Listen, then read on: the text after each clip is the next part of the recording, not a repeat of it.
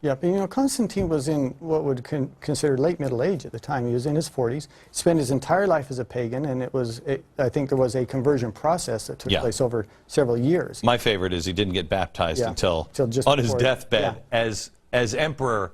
This is my favorite quote, and I'm butchering it. I don't know if you know this quote because it's not in the book, but he said something along the lines of, as emperor, there are things I have to do. Baptize me when I'm dying. Yeah. He wanted the forgiveness for all the crap he had to do. Save it, save it. I've got bad stuff I got to do. That's covering your bases. Yeah. But you know, whether he was truly converted or the process through which he was converted, whether it was instantly or over years or what was in his heart, it doesn't matter. The thing that's important started the ball rolling. That's right, is for the first time the Romans accepted Christianity instead of persecuting them, and that very quickly a large percentage of the Roman Empire became Christian. I was really struck by, I mean, again, the point of the book, at least that I got, was A, there's no way man should be free. Everything is set up against man being free. There's no way that we're free today. All of these things, and these are just 7 that you point out, all of these, none of these things should have happened. Yeah. It shouldn't have fallen that way. But they did. It was that point, and also no place, maybe Somalia, some places in the Middle East, they know what horror shows are, but very few in the world really understand what things are, what real horror shows are. Yeah, it's so outside of our normal experience, even things that we can read or see on television. Right. But that was the norm. Yeah. Right? About what time? Well, probably the last few generations. I mean, here's some interesting numbers. There's only 22 nations that have experienced democracy today for greater than 50 years. We talked about 100 to 110 billion people have lived in this earth. Only 5 billion of them have ever experienced what we consider freedom, and 3 billion of them are alive today. So this idea of freedom, and we look around us and we say, well, this is the way things are, this is the way things have always been, is simply not true. It's something that is a modern experience. It's a modern, you know, even up through Soviet Union or communist China. I mean, enormous numbers of people who, in a very recent time, didn't experience what we take for granted all the time. When we come back, I want to talk to you a little bit about Genghis Khan. Or Genghis Khan, which one? Genghis. If he had modern technology, worse than Mao and Hitler and Stalin? Yeah, I just think... horrible. And when you read, and we can talk about that, but yeah, there was... Yeah, when we come back, things that I don't think people really... we haven't seen before. My daughter and I, it's funny, we had a I guess a horror off in history. We were just the other day, I finished reading, I said, do you know about Genghis Khan? And she started telling me, or I started telling her a little bit, and she said, oh, Dad, Vlad the Impaler did X, Y, and Z. And I said, no, honey, listen to this, this, and this. And she's like, Dad, how about this guy? I mean, it's a very strange, sick, sad family. But we're back with Chris Stewart, the author of the seven tipping points that saved the world. It is a fantastic book on history, and one that I think every American should read. It is one that you should own and read because it gives you some concept of how odd our life really is. Unless I was a feudal lord, I wouldn't have had this. Things are not what you... They haven't been homogenized by Disney.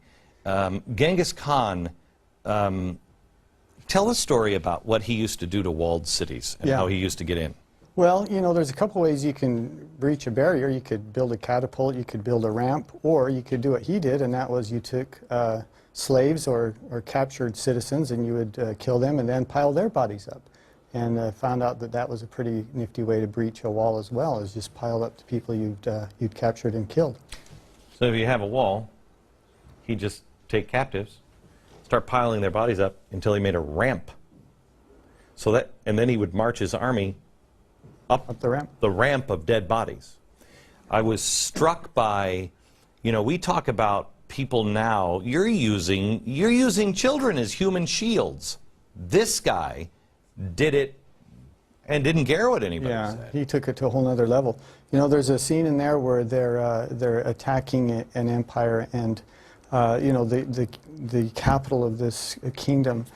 And as the horses are riding towards them, they put rags around their feet to muffle the sound of their approach, and it makes it a little disorienting for the soldiers because they don't know from what direction all of them are coming. And they're looking through the dust, and you can see something before them as they're driving their horses forward. And then they realize their archers are about ready to attack, and they realize they're driving children from other cities around the capital there before the army, and they would use these children as you said, human shields. Sometimes they would tie them to their saddles and hold them in front of them, so that the archers, what do you do then if you've got these children out there in the middle of this battle that have been driven into, you know, before the Mongols? Do you dare fire your arrows, or do you hold back? And again, the confusion and the hesitation it would cause, well, it's a very evil, but probably an effective tactic. He went up, Genghis Khan went up, I mean, the Mongols, they swept everywhere. Yeah. I mean, give an idea of how big that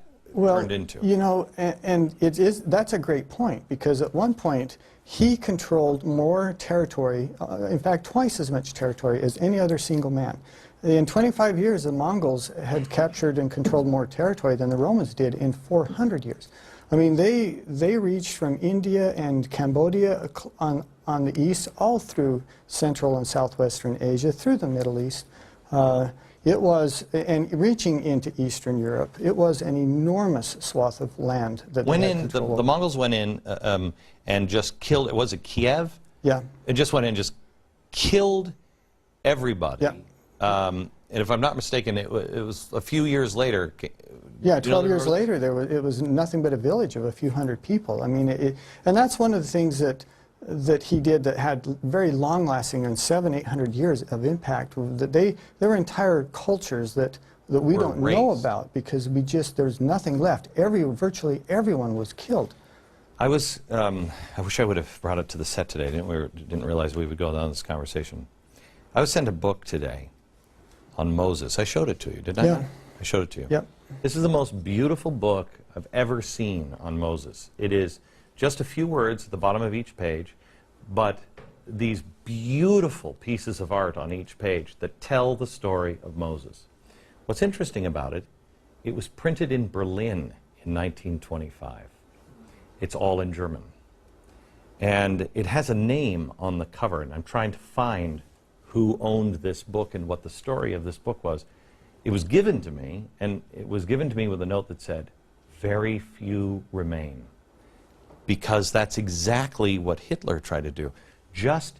But in those days, Genghis Khan did it. Just erased entire towns, entire populations, killed every man, woman, and child, and did it to scare the next town. Yeah.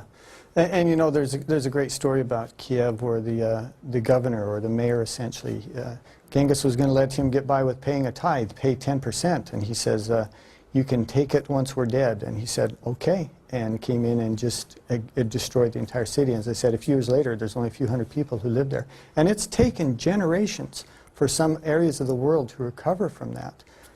And in some ways, some of them haven't. There's a sense of submission in some of the locations. You make the point that some parts in Russia, the reason why they have been with the czars and then with Stalin, and they still go back under Putin and everything else, is because of Genghis Khan, the Mongols. They were conditioned by that.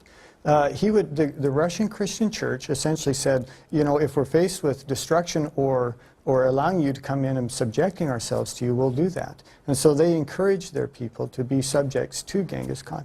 And as a result of that, they were working in concert with him to some level, and that's something that you can see through subsequent generations. Why they were willing to live under the czars and submit themselves to the czars or to the communist regimes. Many historians trace that back to that original conditioning by... I'm struck not only by the fragility of freedom and how rare it is, but I'm also really I'm really struck in each story by, wow, this feels like a tipping point that we're at. Do you believe we're at an eighth tipping point? The eighth tipping point? You know, I don't know how we can't be. When you look at the clash of cultures, and I mean not just internally here within our own country, within the United States, but clash of cultures around the world.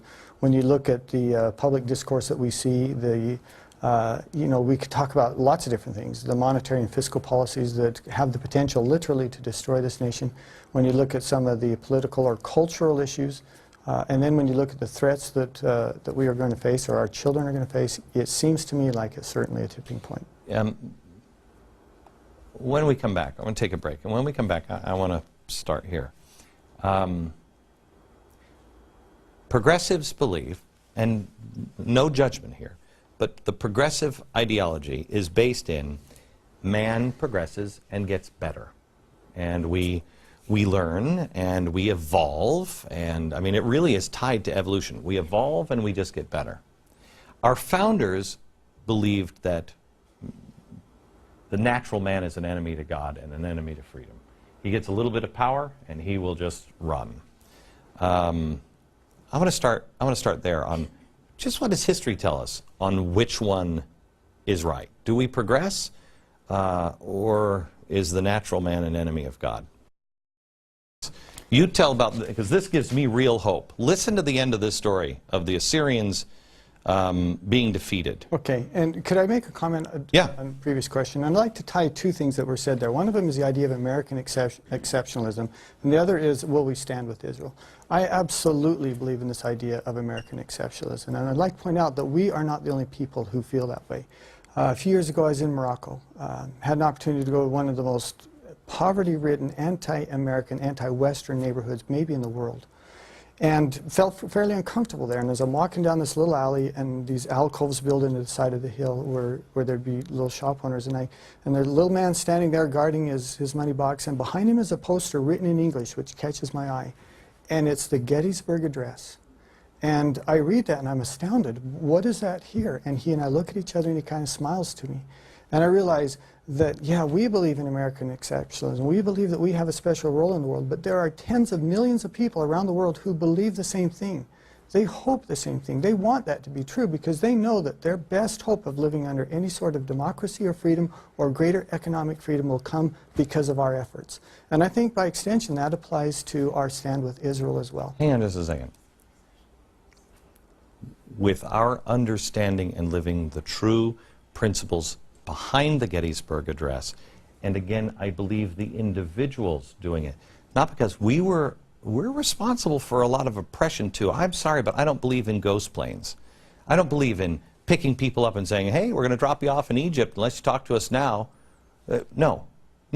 If we're going to torture somebody, we torture them. Yeah. Be the monster. Don't allow someone else to be the monster. And if you don't want to be the monster, don't allow anybody else to be it either. Well, and that's a fair point, and I wouldn't argue with that. But my, the point I was trying to make there is that there are people in that area who want us to make that stand. They recognize that we bring stability, that we bring a potential for them bettering their lives by us being. There's the same reason there's a lot of Palestinians that stand with Israel. There's the Palestinian situation in Jerusalem works. Yeah. It works. Yep, and they don't want that thing taken away. Right. They don't want that thing destroyed either. All right, so let me go back to your answer on Israel here, and where I found great hope with the defeat of the Assyrians. We're going to take a quick break, and then we'll come back.